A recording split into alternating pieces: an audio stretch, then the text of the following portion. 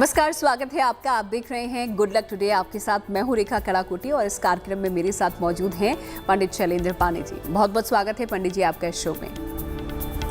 नमस्कार।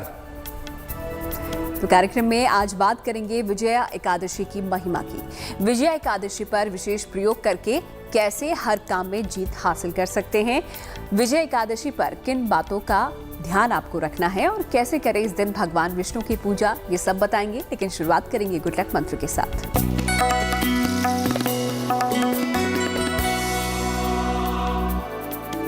अगर आप नौकरी करते हैं, जॉब ओरिएंटेड व्यक्ति हैं, नौकरी पेशा व्यक्ति हैं, तो एक लोहे का छल्ला जरूर पहनिए। नौकरी करने वाले व्यक्ति को एक लोहे का छल्ला राइट या लेफ्ट हैंड की मिडिल फिंगर में पहनना चाहिए और हर शनिवार की शाम को पीपल के नीचे सरसों के तेल का दीपक जलाना चाहिए। तो अगर आप भी नौकरी करते हैं तो आप भी ये प्रयोग कर सकते हैं, जिससे आपका भी लक चमक सकता है। फिलहाल आगे बढ़ते हैं और अब देखते हैं 27 फरवरी का पंचांग।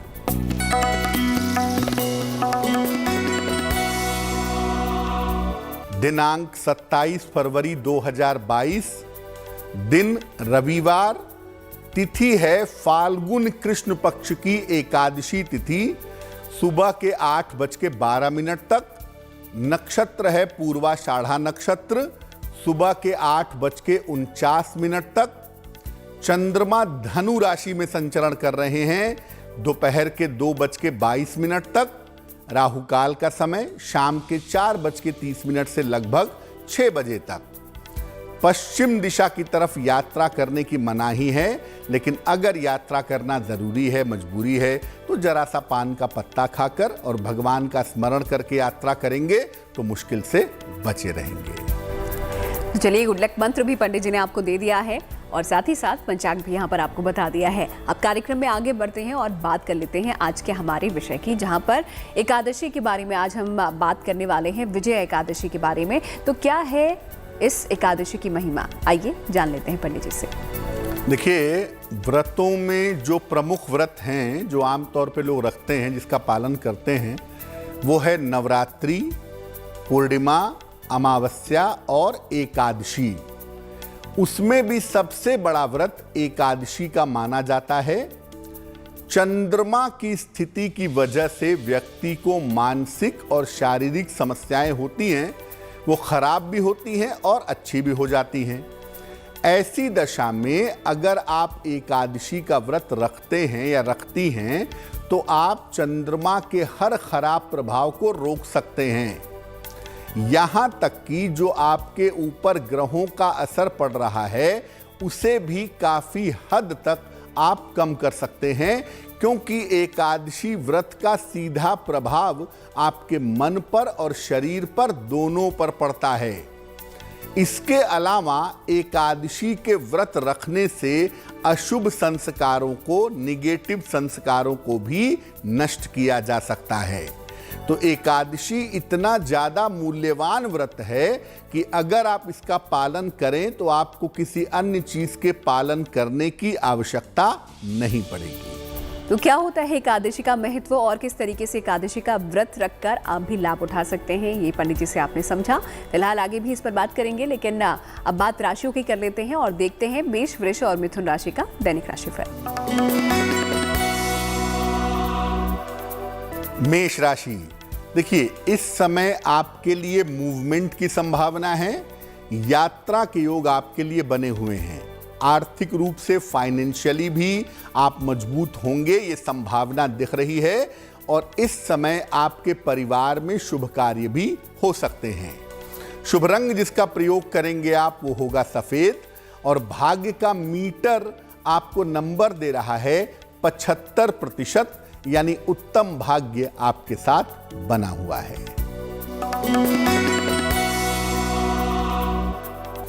वृषभ राशि, स्वास्थ्य का बहुत ध्यान रखें। घर और ऑफिस का माहौल खराब ना करें, वाद विवाद से बचें। हालांकि देखिए, धन लाभ की स्थितियां आपकी बनी हुई हैं। पैसे का फायदा आपको जरूर इस समय में हो सकता है। शुभ रंग होगा नीला और भाग्य का मीटर आपको नंबर दे रहा है 65%, यानी जितनी मेहनत करेंगे उतना फायदा होगा।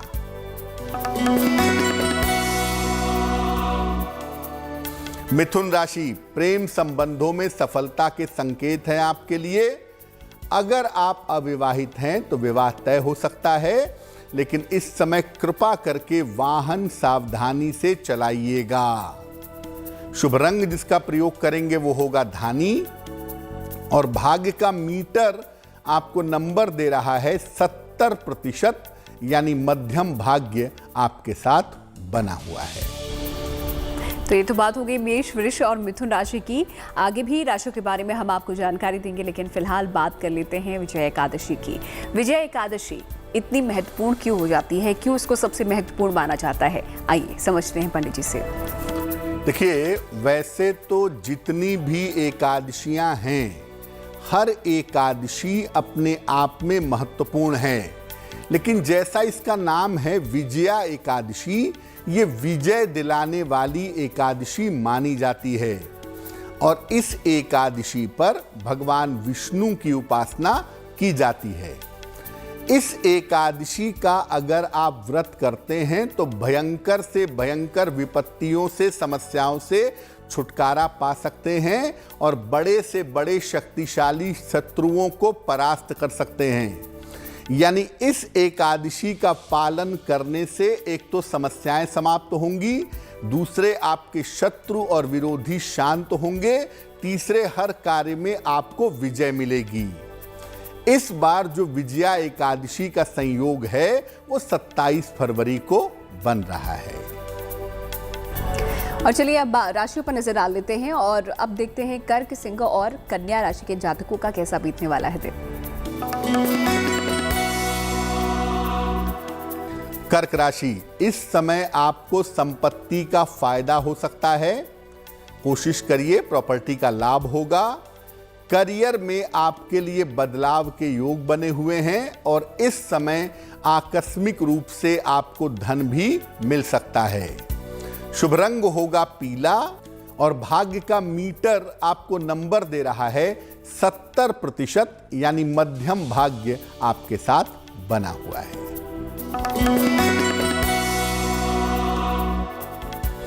सिंह राशि, करियर की मुश्किलें समाप्त होंगी, करियर में सफलता मिलेगी, संतान पक्ष की उन्नति होगी आपके, और धन लाभ के योग भी फिलहाल आपके लिए बने हुए हैं। शुभ रंग जिसका प्रयोग करेंगे वो होगा लाल, और भाग्य का मीटर आपको नंबर दे रहा है 75%, यानी उत्तम भाग्य आपके साथ दिखाई देगा।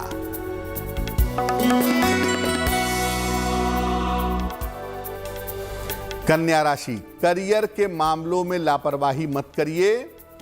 धन खर्च से इस समय आपको परेशानी हो सकती है, हालांकि किसी मित्र के सहयोग से आपकी मुश्किलें भी कम हो जाएंगी। शुभ रंग होगा नीला और भाग्य का मीटर आपको नंबर दे रहा है 65%, यानी जितनी मेहनत करेंगे उतना ही आपको फायदा होगा। तो आगे बड़े कार्यक्रम में उससे पहले आपको बता दें कि अगर कोई सवाल आप पंडित जी से पूछना चाहते हैं, आप हमें लिंक भेजिए हमारी ईमेल आईडी पे, जो कि आपकी स्क्रीन पर इस वक्त आपको नजर आ रही होगी। चलिए आगे बढ़ते हुए विजय एकादशी पर जो अगला सवाल है वो भी पंडित जी से पूछ लेते हैं, और वो ये कि एकादशी, विजय एकादशी पर भगवान विष्णु की पूजा की जाती है, लेकिन किस तरीके से, कौन सा ऐसी सही विधि है जिसके तहत आप भगवान विष्णु की पूजा कर सकते हैं, आइए जानते हैं। विजया एकादशी पर मुख्य रूप से भगवान विष्णु की, श्री हरि की पूजा की जाती है। तरीका क्या होता है? भगवान विष्णु का एक चित्र या उनकी एक मूर्ति आप स्थापित करेंगे मिट्टी के कलश पर। कलश में जल भरेंगे, उसके ऊपर ढक्कन लगाएंगे, उसके ऊपर मूर्ति या चित्र स्थापित करेंगे। इसके बाद श्रद्धा पूर्वक श्री हरि का, भगवान विष्णु का पूजन करेंगे। अपने मस्तक पर सफेद चंदन या गोपी चंदन लगा करके पूजा करना अच्छा होगा। भगवान विष्णु को पंचामृत, पुष्प यानी फूल और मौसम के जो फल हैं वो समर्पित करें। आप चाहें तो एक समय उपवास रखें, एक समय भोजन भी कर सकते हैं, और चाहें तो पूरे समय उपवास रखें, 24 घंटे कुछ ना खाएं।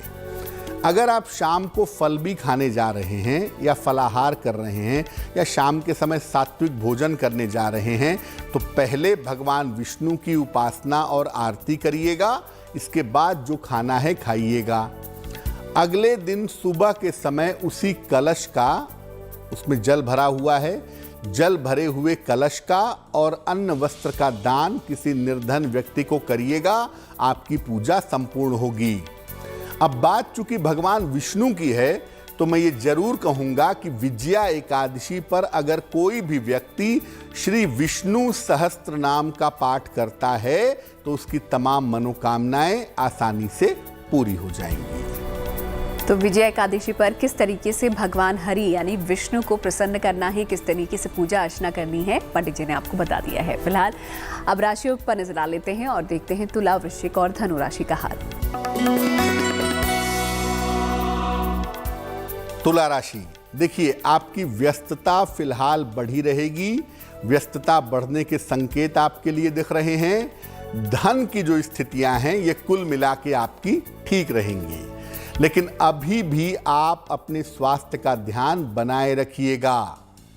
शुभ रंग जिसका प्रयोग करेंगे वो होगा गुलाबी और भाग्य का मीटर आपको नंबर दे रहा है 70%, यानी मध्यम भाग्य आपके साथ बना रहेगा।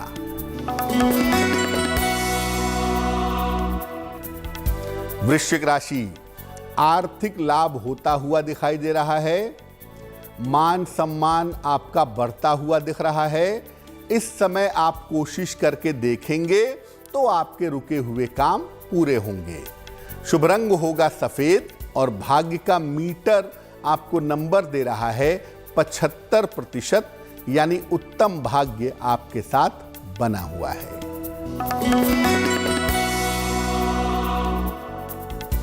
धनु राशि, डूबा हुआ धन इस समय आपको प्राप्त होगा। इस समय आप प्रयास करें तो संपत्ति खरीद सकते हैं। कार्य क्षेत्र में जो समस्याएं हैं, करियर से जुड़ी हुई जो समस्याएं हैं, वो इस समय हल हो जाएंगी। शुभ रंग होगा पीला और भाग्य का मीटर आपको नंबर दे रहा है 85%। सबसे ज्यादा भाग्य आपके साथ बना रहेगा। तो आखिरी 3 राशियों के बारे में भी बताएंगे और साथ ही पंडित जी आपके सवालों के जवाब भी देंगे, लेकिन उससे पहले एक और सवाल विजय एकादशी को लेकर ये मेरा पंडित जी कि किस तरीके से भगवान हरि की पूजा करनी है ये तो आपने बता दिया। क्या कुछ दान पुण्य करना चाहिए ये भी आपने समझाया, लेकिन किन बातों का ध्यान इस दौरान हम लोगों को रखना चाहिए अगर हम व्रत कर रहे हैं तो? अगर आप व्रत कर रहे हैं, उपवास रख रहे हैं तो बहुत ही अच्छा है, बहुत ही उत्तम है कि आप फल ग्रहण करके लिक्विड लेकर के उपवास रखें। नहीं तो एक समय सात्विक भोजन करिए। आपने दिन में व्रत रख लिया, आप शाम को सात्विक भोजन करिए, अच्छा रहेगा। एकादशी के दिन अगर आप भोजन कर भी रहे हैं तो कोशिश करें कि चावल और भारी खाना मत खाइए। देखिए, इसका कोई पाप पुण्य से संबंध नहीं है कि चावल खाने से पाप लगेगा, ऐसा कुछ नहीं है। बेसिक बात यह है कि चावल थोड़ा भारी होता है और वो शरीर में जल तत्व को प्रभावित करेगा, तो इसका असर आपके मन पर पड़ सकता है। इसलिए एकादशी के दिन चावल भी मत खाइए और भारी खाना भी मत खाइए। रात के समय में पूजा जरूर करिएगा। एकादशी की रात में जग करके भगवान विष्णु के सामने विष्णु सहस्त्र नाम का पाठ करिएगा, बहुत ही अच्छा रहेगा। क्रोध बिल्कुल मत करिएगा, कम बोलिएगा और अपने आचरण पर, अपने स्वभाव पर नियंत्रण बनाए रखिएगा। तो विजय एकादशी पर क्या आपको करना है, क्या आपको नहीं करना है, सारी चीज़ें अच्छे से पंडित जी ने आपको समझा दी हैं। फिलहाल अब आप लोगों के सवाल भी ले लेते हैं, देखते हैं आज का सवाल हमें किसने भेजा है और उसके लिए क्या समाधान पंडित जी दे रहे हैं।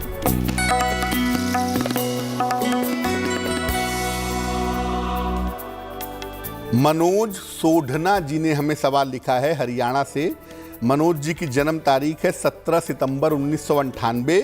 जन्म का समय है 5:20 सवेरे और जन्म का स्थान है झज्जर, हरियाणा।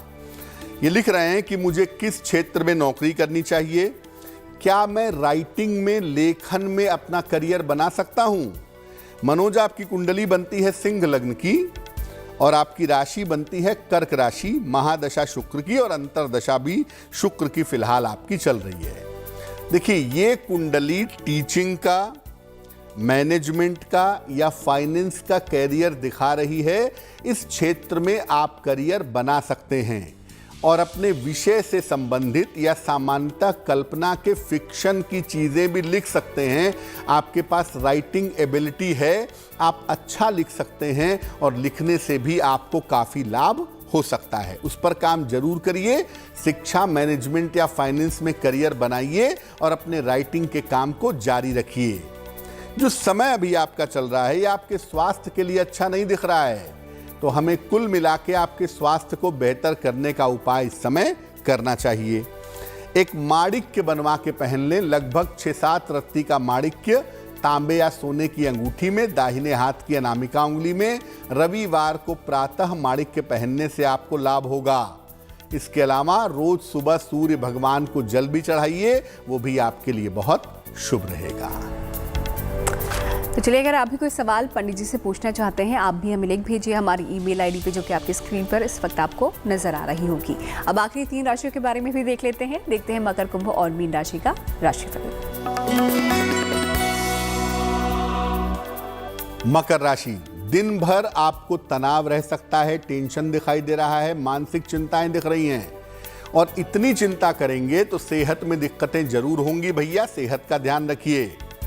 दोपहर तक शांति रखिए, दोपहर के बाद से आपकी स्थितियों में सुधार होना शुरू हो जाएगा। शुभ रंग होगा नीला और भाग्य का मीटर आपको नंबर दे रहा है 65%, यानी जितनी मेहनत करेंगे उतना ही फायदा होगा। कुंभ राशि, काफी दौड़ भाग आपके साथ दिखाई दे रही है, हालांकि इससे आपको फायदा होगा, धन लाभ के योग आपके लिए बन रहे हैं, लेकिन परिवार में इस समय अशांति ना हो उसका ध्यान रखें।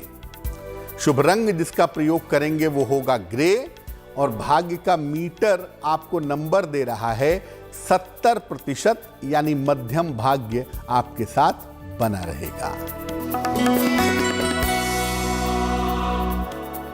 मीन राशि, आर्थिक लाभ होता हुआ दिख रहा है, करियर में सुधार की संभावनाएं दिख रही हैं और इस समय अगर आप कोशिश करें तो कोई संपत्ति भी खरीद सकते हैं।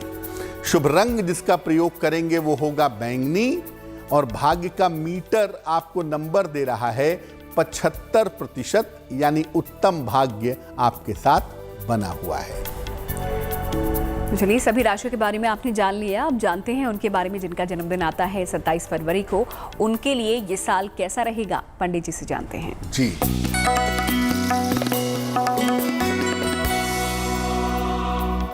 जिन लोगों का जन्मदिन 27 फरवरी को है, उन्हें हम सबकी तरफ से जन्मदिन की हार्दिक शुभकामनाएं। आने वाले वर्ष में अपने स्वास्थ्य का बहुत ध्यान रखिएगा, धन आपका ऊपर नीचे रहेगा और पुराने कर्जों को लेकर के इस साल में आप मुश्किल में रह सकते हैं, ध्यान रखिए। परिवार में विवाद न हो, परिवार के लोगों के साथ तालमेल खराब न हो, इसका भी ध्यान रखिए। हालांकि देखिए, सितंबर के महीने तक शांति रखिएगा, सितंबर के महीने से आपकी स्थितियों में सुधार हो जाएगा। क्या करना चाहिए? पूरे साल भर हनुमान चालीसा का पाठ करिए, आपके लिए वर्ष बहुत अच्छा रहेगा। चलिए, कार्यक्रम के आखिरी पड़ाव पर हम पहुंच चुके हैं और यहाँ पर हम आपको बताते हैं कि ऐसा महा उपाय जो कि आपको लाभ पहुंचा सकता है। तो जानते हैं आज का क्या है महा उपाय।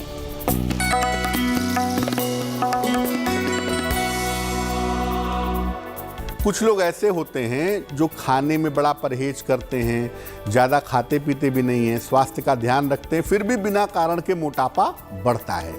क्या करना चाहिए? भोजन में मूली के रस और नींबू का प्रयोग करें या मूली में नींबू निचोड़ करके खाएं रेगुलरली।